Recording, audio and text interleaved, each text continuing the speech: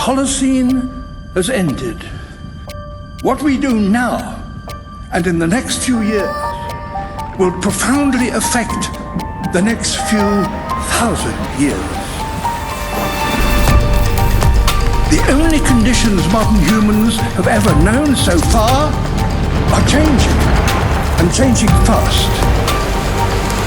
Nothing stays the same on this planet. Everything changes. The Earth is going into one of these jumps, and you don't know what is going to be on the other side of those jumps. The Earth is always jumping.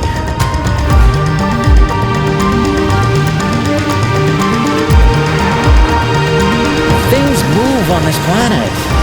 Things are not still. Everything is turning.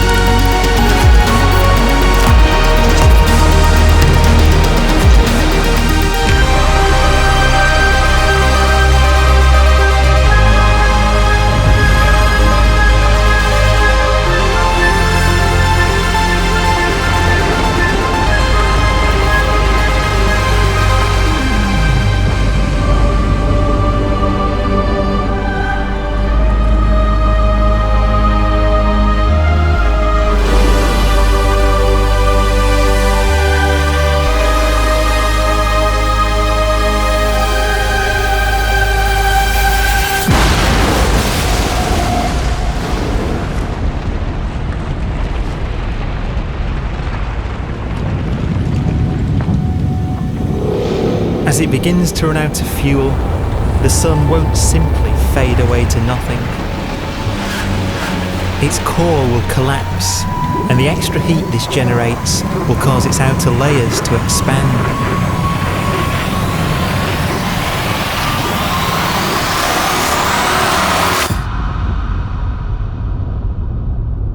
The sun is now dead. Its remains slowly cooling in the freezing temperatures of deep space.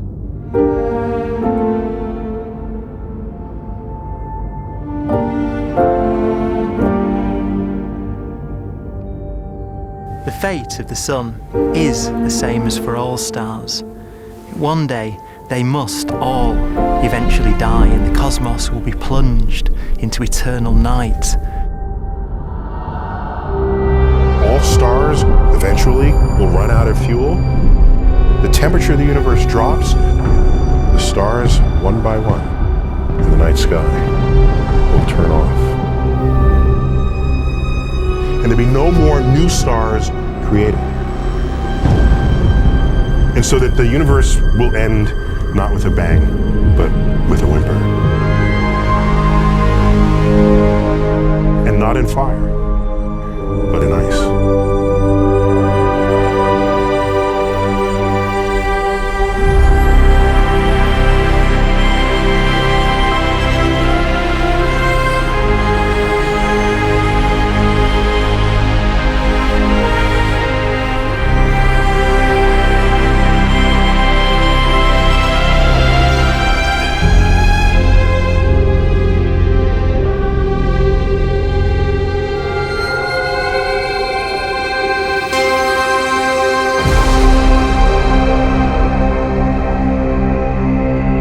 With no fuel left to burn, a white dwarf's faint glow comes from the last residual heat from its extinguished furnace.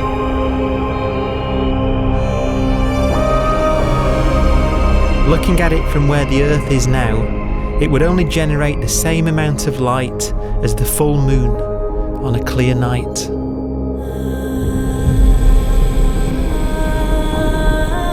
The faint glow of white dwarfs will provide the only illumination in a dark and empty void littered with dead stars and black holes.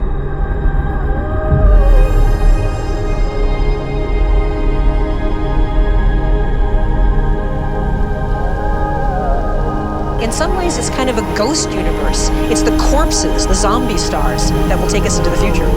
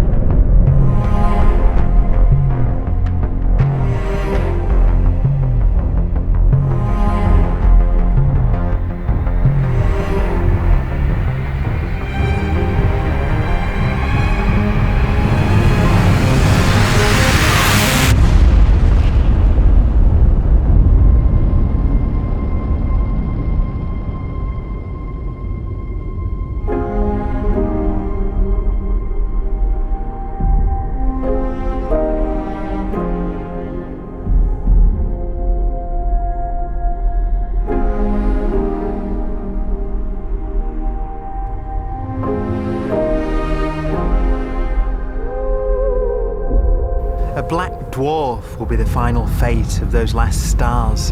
White dwarfs that have become so cold that they barely emit any more heat or light. Black dwarfs are dark, dense, decaying balls of degenerate matter. Little more than the ashes of stars. Their constituent atoms are so severely crushed that black dwarfs are 1,000,000 times denser than our sun.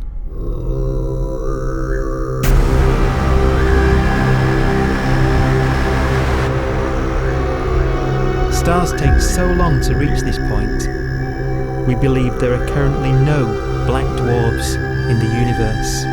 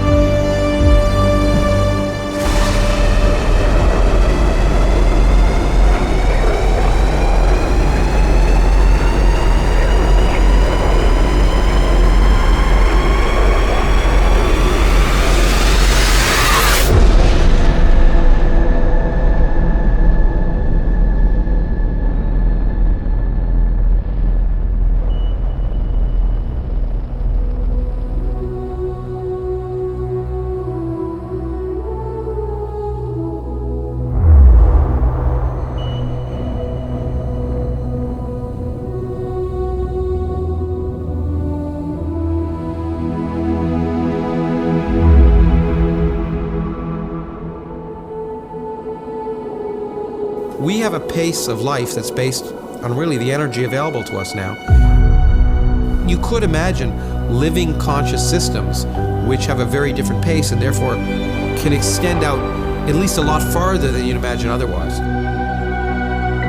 You could have a living system where if it had a thought every 10 trillion years, that would seem normal. Even if our life dies out, one could imagine at some time arbitrarily far in the future, a fluctuation occurs which allows intelligent life to exist again for a little while. So you might have islands in time of intelligence.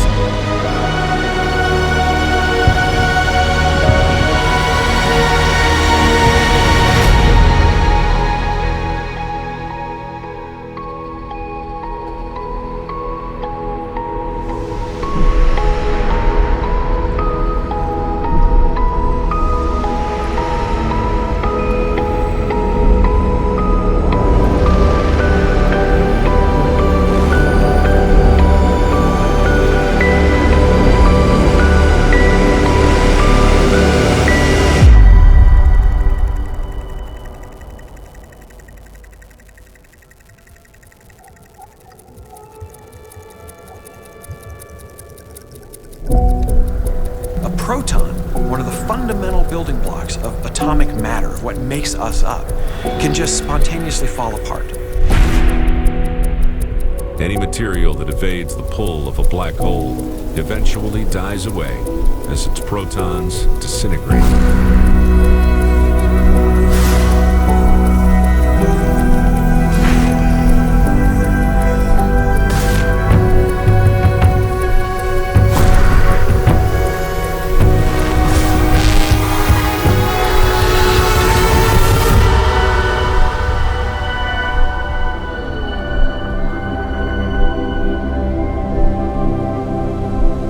The matter inside black dwarfs, the last matter in the universe, will eventually evaporate away and be carried off into the void as radiation, leaving absolutely nothing behind.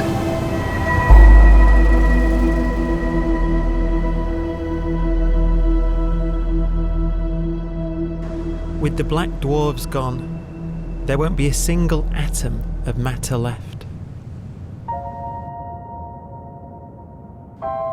All that will remain of our once rich cosmos will be particles of light and black holes.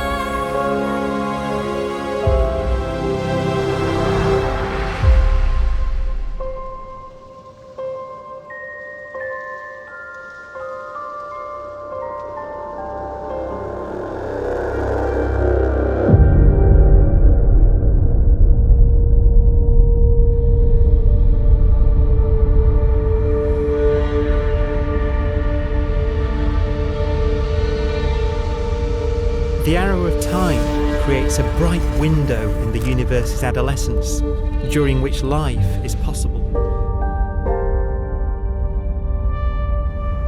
But it's a window that doesn't stay open for long.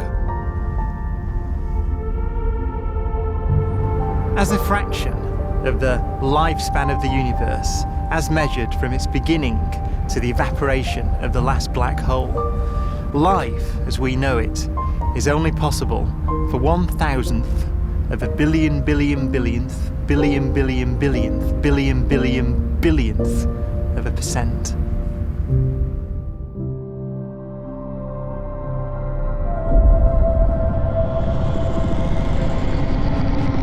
Black holes become the fundamental building block of the universe.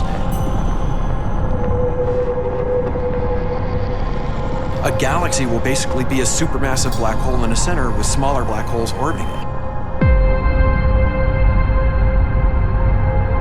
Zombie galaxies filled with black holes continue to evolve. They'll eat each other and they'll get bigger, and maybe they'll fall into the supermassive black hole and it'll get bigger. The universe will still be an exciting, dynamic place. It's just that the timescales you're talking about are now trillions of years instead of thousands or millions of years.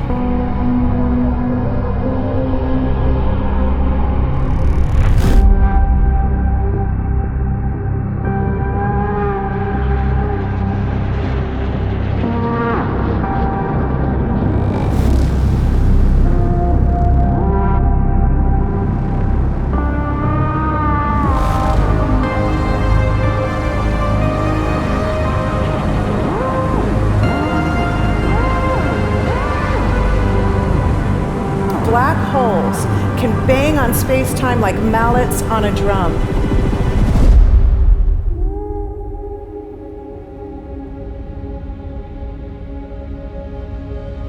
And they have a very characteristic song.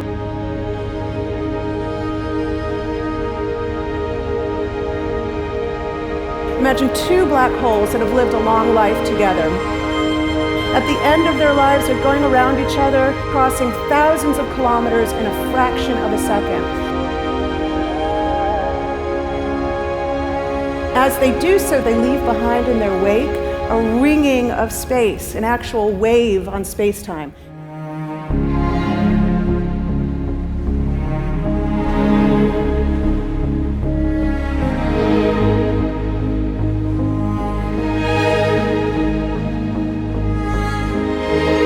Space squeezes and stretches as it emanates out from these black holes banging on the universe. Those are the gravitational waves. They're literally the sounds of space ringing. And they will travel out from these black holes at the speed of light as they ring down and coalesce to one spinning, quiet black hole.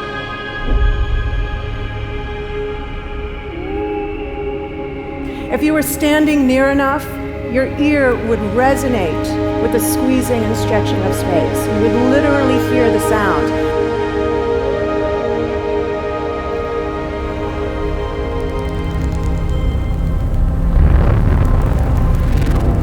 Imagine a lighter black hole falling into a very heavy black hole. The sound you're hearing is a light black hole banging on space each time it gets close.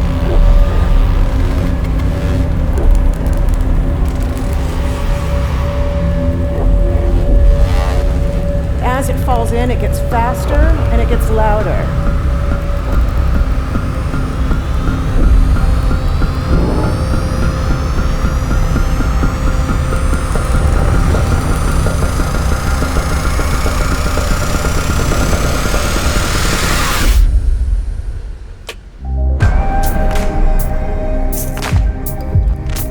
Scientists used to think black holes were immortal, but even these will one day die. Now we're talking about timescales of unimaginable length, quadrillions of years into the future.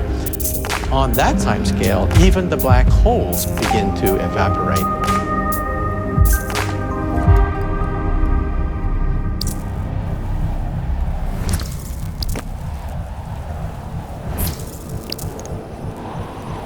According to quantum mechanics, space is filled with virtual particles, antiparticles, that are constantly materializing in pairs, separating, coming together again, and annihilating each other.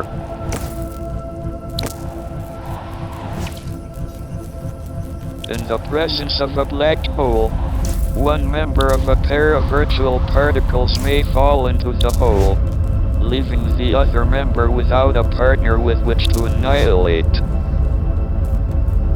The forsaken particle appears to be radiation emitted by the black hole. And so, black holes are not eternal. They evaporate away at an increasing rate until they vanish in a gigantic explosion.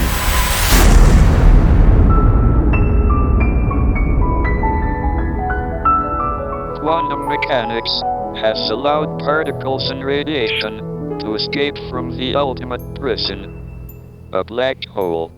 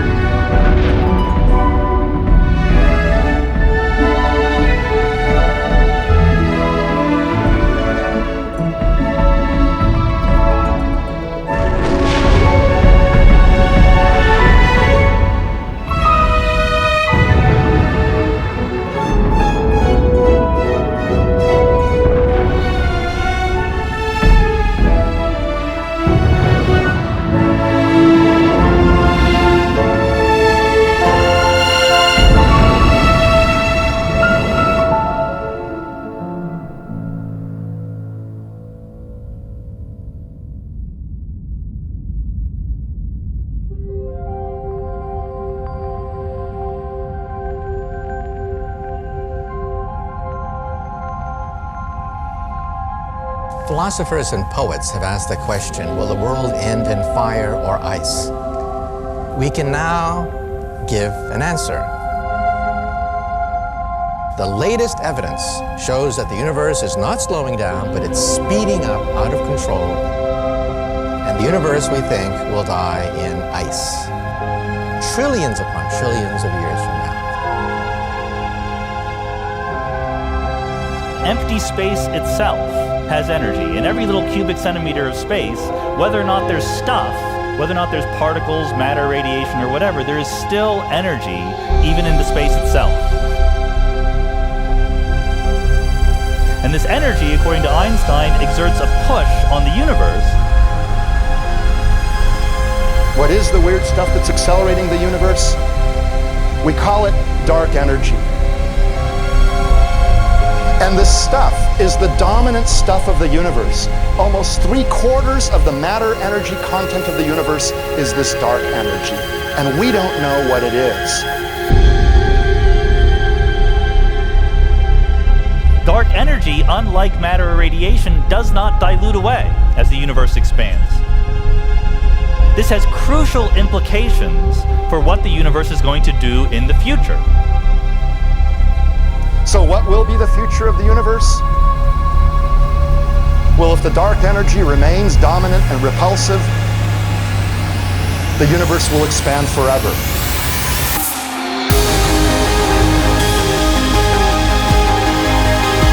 Faster and faster and faster with time. A runaway universe.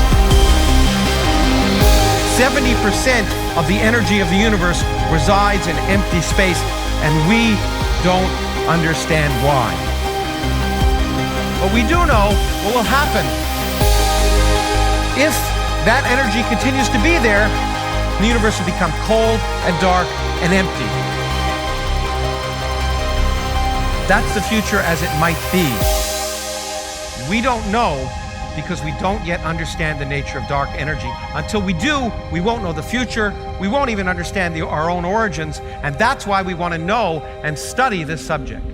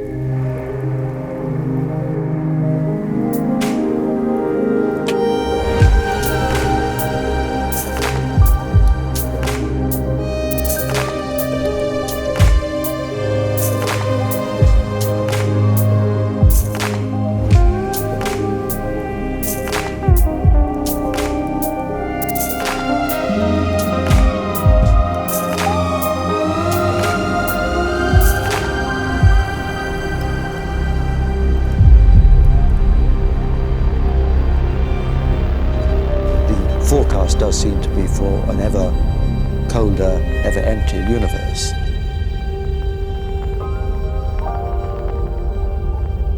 But then, of course, we have to ask, could that end lead to a new beginning? And there are ideas whereby what actually is the end of our universe could in some sense be linked to the beginning of a new one.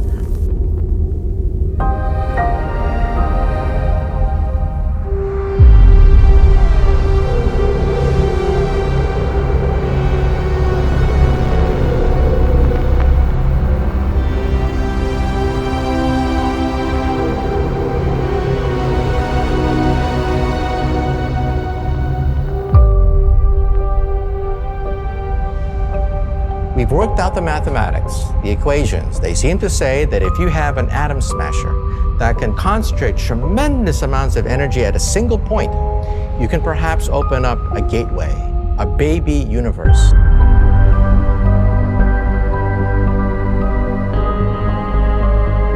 Facing the death of everything there is, this perhaps is their only possibility of escape. And this also raises a very intriguing possibility, sheer speculation of course, that perhaps any universe that has intelligent life in it will create baby universes, will create lifeboats, and proliferate child universes. So an evolution may take among universes in the multiverse. Survival of the fittest may take place. So those universes which do not have intelligent life are infertile. They have no children. But Those universes that have mild temperatures, stars like us, would create civilizations that could open up child universes, and they would then proliferate.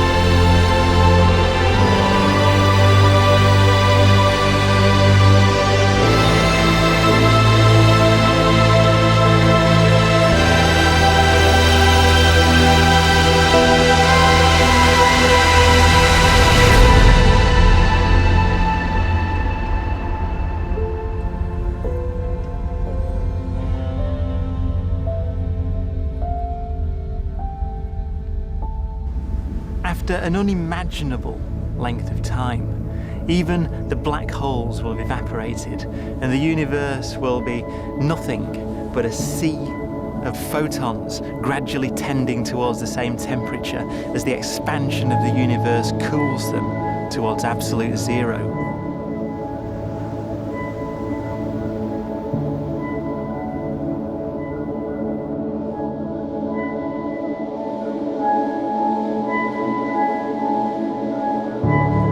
Once the very last remnants of the very last stars have finally decayed away to nothing, and everything reaches the same temperature, the story of the universe finally comes to an end.